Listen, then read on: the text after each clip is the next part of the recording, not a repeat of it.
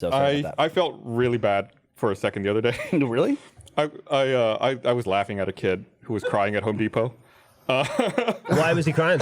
So I ran into this kid a few times while I was there. Maybe that's why I was crying. He was him and his brother were just being like little fucking dicks.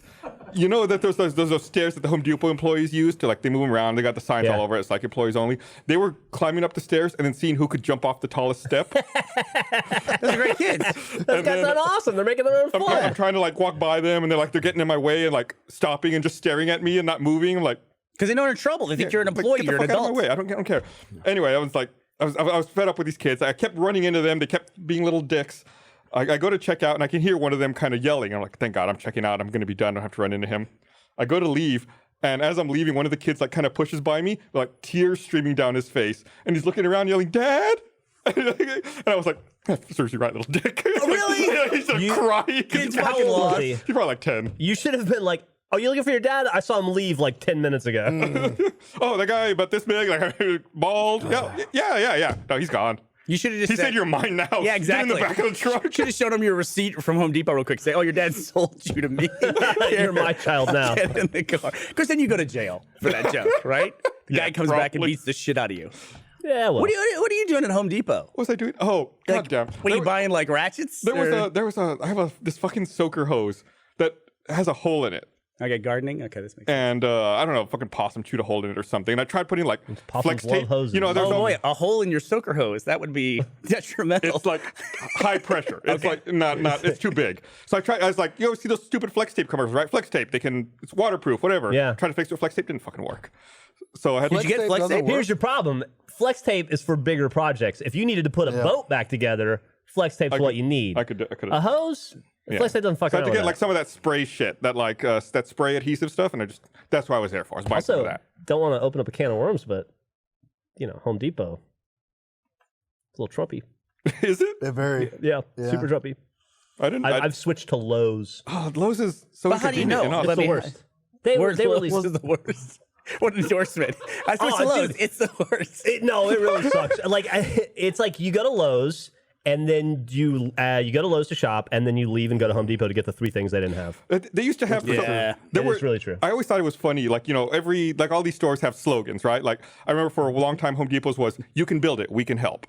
Lowe's was "Let's build something together," and McCoy's, which is another hardware store, was "Go build something." It's I love how different the attitude Fuck out of is. here and go build it yourself. Quit loitering. Go build something. Yeah, it's the first two are "Let's do something together." The third was "Yeah, get the fuck out.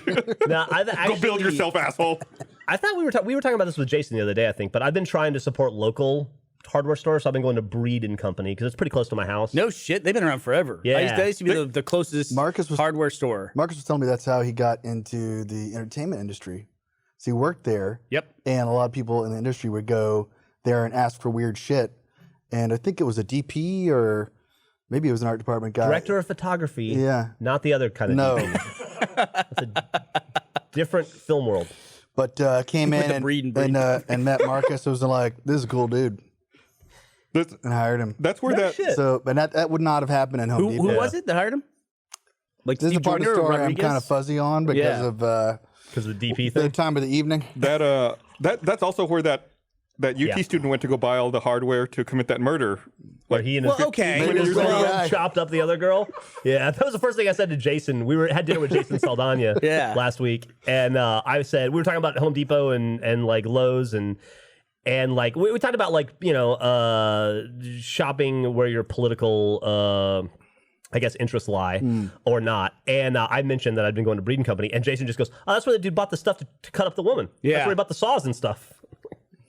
Okay. If you not a reason not to go. Jason, that's not their slogan. Go build it. Get the fuck out of here and build it. Take apart your ex-girlfriend in a bathtub. Murder kits here. Yeah, Jesus, that's right, Eric.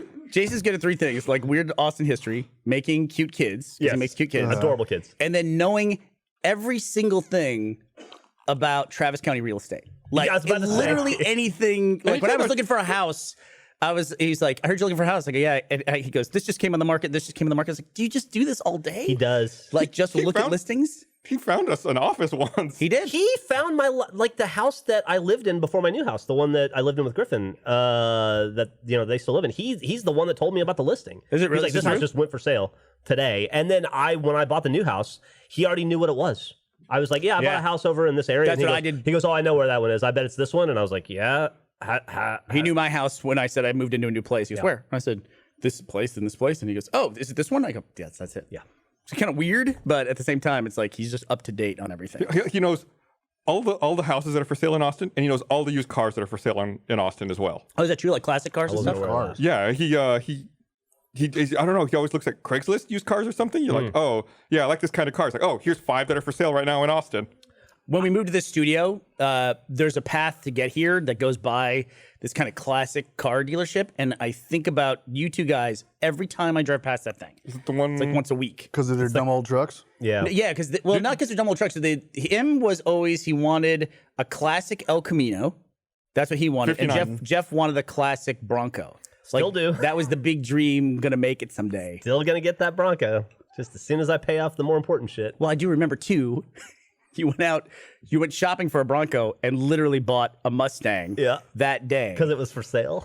Or you just I looked and it was too hard. I couldn't find one, so I just bought this car. One day. One day. It was his big dream. He stuck with it for 1 day. Was it 66 or 65? 65. You want to say hi with that baby? I thought it was a 66. You're right. It was a black 66 Mustang. Could it have been any vehicle named after a horse? Yes, probably at that point. Okay. He looked at a Pinto. It was awesome. Your trucks were terrible though. That was like what, 2004? 4, yeah. I needed a car. I needed the cheapest car I could. It's when I moved back from Puerto Rico. You guys were like first paycheck. You guys. No, I needed the cheapest car I could to drive to fucking Butte to work. Get the fuck out of here. So you bought a 1960 Chevy. I bought a 64 Chevy for $3,000. And it was beautiful to drive by every day on the side of the interstate. At least I didn't fucking replace the engine and let it rot in my driveway, asshole. We were talking about that. You fucking piece of shit. You didn't. The engine died. You replaced it, and then you never drove it again. It fucking sat in your driveway and rotted. It didn't rot. It still worked. It rotted. The guy drove it away when he bought it. The fucking thing was no.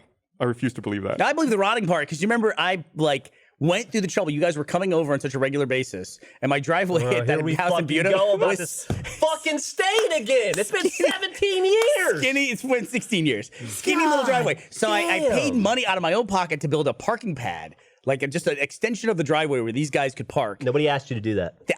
It was supposed to be nice. I was happy to park on the grass. The first day the cement's brand new. The first day you could handle having a car, and Geoff parks his car there, and it left a gigantic rust stain on it. To be fair, half of it was oil. It wasn't all rust. Also, it's a fucking driveway in the elements, man. But it's brand new. It's a car house. You have to admit it looked horrible. The stain? Yeah. I didn't pay a lot of attention to it. I see. I fucking my house. You parked on top of it. You couldn't see it. I didn't see it for shit.